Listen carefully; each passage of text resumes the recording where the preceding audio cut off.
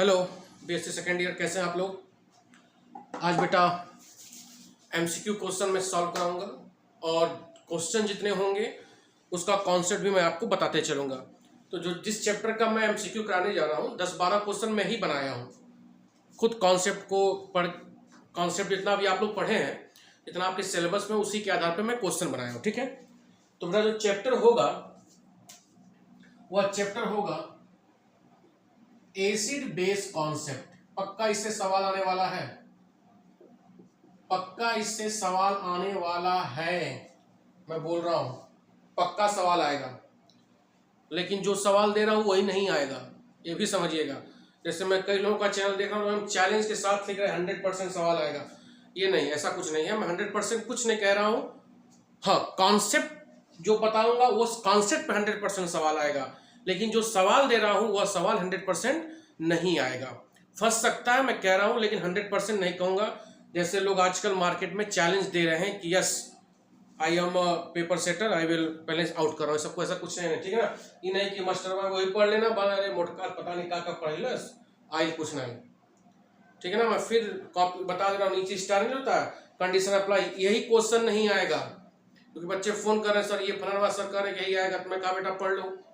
मैं तो ऐसा नहीं बना पाऊंगा कि यही सवाल से मैं, क्योंकि आउट करा नहीं पाऊंगा ना, आउट वो भी नहीं करा पाएंगे, लेकिन एक तरीका बेवकूफ बनाना होता है, जो भी हो। ठीक है, एसिड बेस कॉन्सेप्ट, तो आपके सिलेबस में अरेनियस कॉन्सेप्ट है,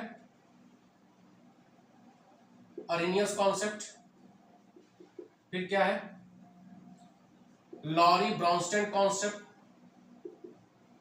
लॉरी ब्रॉन्स्टेन कॉन्सेप्ट, फिर क्या है Lewis uncle concept, Lewis concept uncle मैं बोलता हूं, फिर क्या है hard soft acid base concept, hard soft acid base concept. यही आपको 4 पढ़ना है और इन चारों का डिटेल वीडियो आप सर्च करेंगे acid base concept by MP Singh, तो आपका चारों कॉन्सेप्ट का डिटेल वीडियो विथ नोट्स आपको मिल जाएगा। मैं पूरा कॉन्सेप्ट पढ़ाने वाला यहां नहीं हूं, केवल इस पे क्वेश्चंस कैसे आ सकते हैं एक शॉर्ट वीडियो बनाऊंगा और क्वेश्चन सॉल्व कराऊंगा, जिससे आपका हेल्प हो सके और आपको मेमोराइज हो सके। हाँ, मैंने पढ़ा था, बात समझ में आ रहा है। तो बेटा एक बार इस पे जाके आप यूट्यूब पे आप ये चीज देख सकते हैं, थोड़ा सा सुन लेना, जितना बोला उतने काफी है। ठीक है, बहुत आसान चैप्टर है, बहुत घबराने की जरूरत नहीं। ठीक है, आओ क्वेश्चन देखते हैं और जैसे उस पर कॉन्सेप्ट आएगा उसको बताते मैं चलूंगा। यह जो भी क्वेश्चन में दिया हूं मैं खुद लिखा हूं, कुछ किताब का नहीं है। ठीक है, स्वतः बनाया गया क्वेश्चन है। आइए मोबाइल फोटो खींच लिया ना, पन्ना लिख कौन खा रहेगा। तो बेटा पहला क्वेश्चन क्या है समझिएगा, अरेनियस कॉन्सेप्ट कहता क्या है। अरेनियस कॉन्सेप्ट ये कहता है कि वह सारे सब्सटेंस एसिड होते हैं जो एक्वस मीडियम में H+ देते हैं। सारे सब्सटेंस क्या होते हैं, एसिड होते हैं जो एक्वस मीडियम, पानी में जो एक्वस मीडियम में क्या देते हो, H+ देते हो, और बेस वह सब्सटेंस होता है जो एक्वस मीडियम में क्या देता हो, OH-, according to Arrhenius concept, Arrhenius के अनुसार। ठीक है, तो हम यहां पर कह सकते हैं कि अरेनियस ने केवल किस मीडियम की बात की, एक्वस मीडियम। तो पहला क्वेश्चन मैंने यही बनाया है कि Arrhenius concept is only applicable for, किसके लिए अप्लीकेबल है। तो ऑप्शन आपको बहुत सारे आएंगे, उसमें आप किस में मारेंगे टिक, एक्वस मीडियम में। नॉन एक्वस या लिक्विड अमोनिया किसी से हमको मतलब नहीं है, केवल एक्वस मीडियम में जो सब्सटेंस H+ देगा, OH- देगा, वही एसिड और बेस होगा। ठीक है, दूसरा कॉन्सेप्ट क्या है, लॉरी ब्रॉन्स्टेन कॉन्सेप्ट। ठीक है, लॉरी ब्रॉन्स्टेन कॉन्सेप्ट ने क्या कहा, एसिड वह सब्सटेंस होता है जो H+ क्या करता है, डोनेट करता है। H+ मतलब प्रोटॉन, सब आप लोग क्लास 11 से पढ़ते आ रहे हो। और बेस वह सब्सटेंस होता है जो प्रोटॉन को क्या करता हो, एक्सेप्ट करता हो। ठीक है, और this concept is applicable for aqueous as well as non aqueous. मेरी बात समझ में आ रहा है। तो सवाल यही बना है कि Lowry Bronsted concept is applicable for aqueous, पहला, दूसरा ऑप्शन नॉन एक्वस, तीसरा ऑप्शन बोथ। तो क्या होगा, यह एक्वस के लिए भी अप्लीकेबल है और नॉन एक्वस के लिए भी अप्लीकेबल है। क्लियर हो रहा है ये बात। तीसरा क्वेश्चन हो, तीसरा क्या है, H2O के बारे में हम लोग बात किए हैं।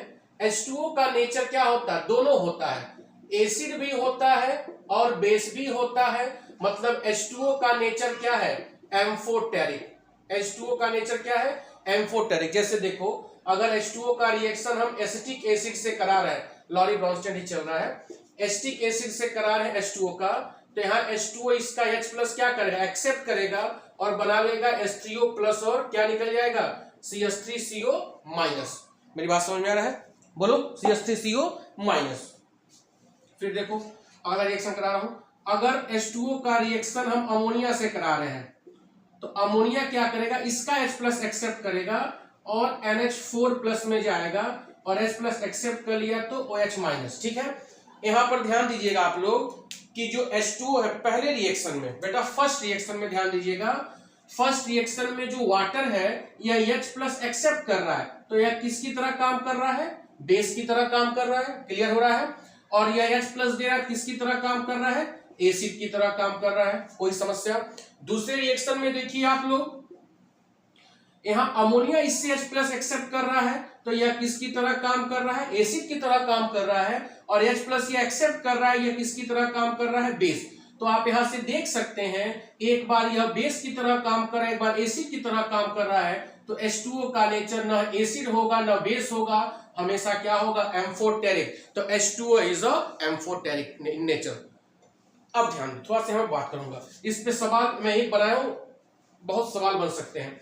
मैं एक रिएक्शन लूंगा, नीचे मैं लिख रहा हूं, थोड़ा ध्यान दीजिएगा। पहला ले लो, जो इच्छा है वो ले लो, कोई नहीं कि पहला ये हमको आ रहा है H2O, इसमें चेंज हो गया हाइड्रोनियम आयन, H3O प्लस को बोलते हैं, और एसीटेट आयन। ठीक है, इसका नेचर क्या था बेटा, अभी आपने मैंने बताया है एसिड। यहां पर बेटा इसका नेचर क्या है, बेस।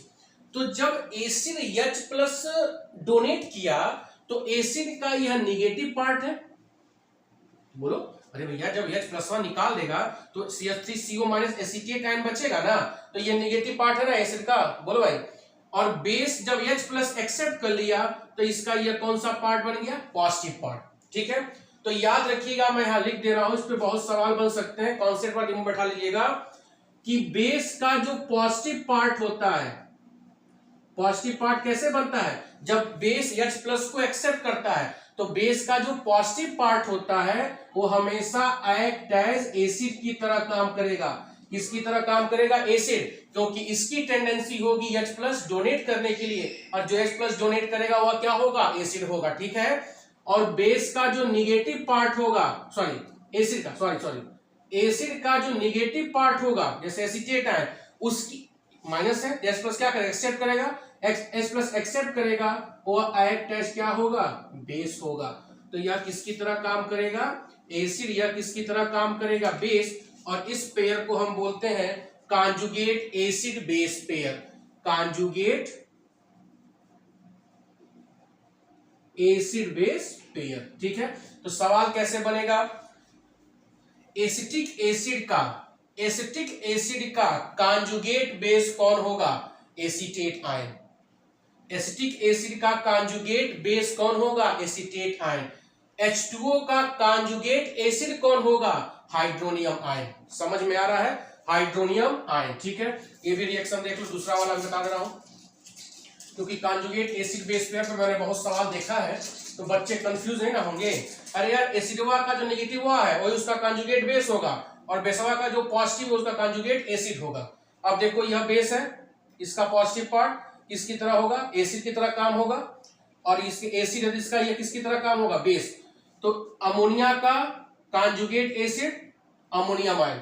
ठीक है, और अमोनियम का कॉन्जुगेट बेस कौन होगा, अमोनिया। उल्टा है, दोनों बोल सकते हैं। H2O का इस रिएक्शन में कॉन्जुगेट बेस कौन होगा, हाइड्रोनियम आयन, हाइड्रोक्साइड आयन। और हाइड्रोक्साइड आयन का कॉन्जुगेट एसिड कौन होगा, H2O होगा।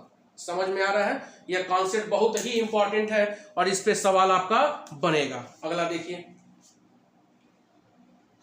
अगला सवाल क्या है, यही है, conjugate base of acetic acid, acetate ion. Clear हो रहा है, आगे देखो, conjugate base of ammonium ion. तो तो यह एसिड है, यह एसिड इसी से ना बना है, तो इसका बेस कौन होगा? अमोनिया। ठीक है, Cn minus is, Cn minus क्या होगा? अरे यार, जिसके ऊपर भी निगेटिव चार्ज होगा, मैं लिख दे रहा हूं, जिसके ऊपर निगेटिव चार्ज होगा, सब पढ़ाया हूं मैं, वह किसकी तरह काम करेगा? बेस। और जिसके ऊपर पॉजिटिव चार्ज होगा वह जनरली किसकी तरह काम करेगा? एसिड। तो इसके ऊपर कौन सा चार्ज है? माइनस। तो एस प्लस एक्सेप्ट करेगा, किसकी तरह काम करेगा? एसिड की तरह काम करेगा। समझ में आ रहा है? ये तो इतना खतरनाक खतरनाक मोबाइल डिस्टर्ब हो जाएगी बात। तो हाँ, हो गया।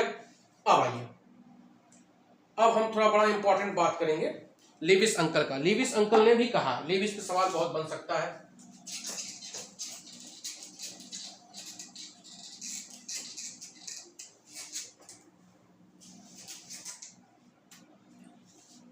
जो इलेक्ट्रॉन डोनेट करे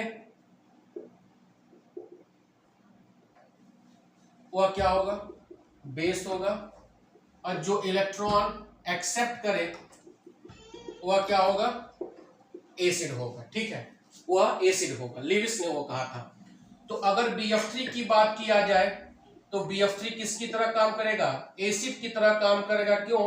क्योंकि बोरान ट्राइफ्लोराइड में बोरान का ऑक्टेट क्या है? इनकम्प्लीट है। लेकिन कंडीशन क्या होना चाहिए कि इसके वैकेंट, इसके पास ऑर्बिटल खाली होनी चाहिए। अरे ऑर्बिटलवा खाली होगा तभी इलेक्ट्रॉन एक्सेप्ट करेगा ना, तभी इलेक्ट्रॉन एक्सेप्ट करेगा। तो BF3 किसकी तरह काम करेगा? Act as acid. समझ में आ रहा है? Act as acid. क्लियर हो रहा है? एक सवाल बहुत अच्छा बनता है, BF3, BCl3 और BBr3 तीनों का ऑक्टेट कंप्लीट नहीं है। इन तीनों में सबसे स्ट्रॉन्गेस्ट एसिड कौन होगा, या अरेंज करने के लिए भी पूछा जा सकता है। तो इस पे मैं 2 मिनट का वीडियो बनाया हूं, उसका लिंक मैं डाल दूंगा, अच्छी तरह से समझ लीजिएगा। इसका कारण क्या है? Back bonding, due to back bonding. तो बैक बॉन्डिंग कॉन्सेप्ट से सबसे ज्यादा एसिड कौन होगा? Boron tribromide, then BCl3, then BF3। Clear हो रहा है ये चीज? कोई दिक्कत? बोलो। अगला सवाल, एक सवाल और मैं दिया हूं, SiF4। SiF4 किसकी तरह काम करेगा? एसिड की बेस। अब देखो बेटा, यहां आप कहेंगे कि सर सिलिकॉन टेट्राफ्लोराइड का ऑक्टेट तो कंप्लीट है, तो इसका मतलब यह एसिड की तरह काम करेगा? नहीं, बेस की तरह काम करेगा। लेकिन बेटा यह किसकी तरह काम करता है? एसिड की तरह काम करता है। क्यों? सिलिकॉन टेट्राफ्लोराइड का ऑक्टेट कंप्लीट है, लेकिन सिलिकॉन के पास क्या है? वैकेंट d ऑर्बिटल, और यह 2f- के साथ इलेक्ट्रॉन एक्सेप्ट करके SiF6 पे 2- बना सकता है। मतलब वैकेंट d ऑर्बिटल होने की वजह से अपनी वैलेंसी जो मॉलिक्यूल बढ़ा सकता है वो भी किसकी तरह काम करेगा? एसिड और बेस की तरह काम करेगा। बात समझ में आ रही है? दिक्कत होगी तो आप लेविस कॉन्सेप्ट में प्लीज जाइएगा और इसको देखिएगा, इस पे बहुत सवाल बन सकता है। अगला सवाल देखो, फिर हार्ड एसिड बेस कॉन्सेप्ट आता है जो सबसे इंपॉर्टेंट है, प्लीज आप उसको देख लीजिएगा। कौन सा रिएक्शन पॉसिबल होगा, कौन सा रिएक्शन पॉसिबल नहीं होगा, हार्ड एसिड का डेफिनेशन क्या होगा, हार्ड बेस का डेफिनेशन क्या होगा। मेरी बात समझे? हार्ड एसिड बेस कॉन्सेप्ट का एप्लीकेशन क्या, प्लीज उस पर आप एक बार बस सुन लेना, बस क्वेश्चन इसमें बस सुन भर लीजिएगा। और जो भी क्वेश्चन है आपको समझ नहीं आएगा ना, मुझसे आप कॉल करके पूछ सकते हैं। तो please like, subscribe and comment. Okay, thank you.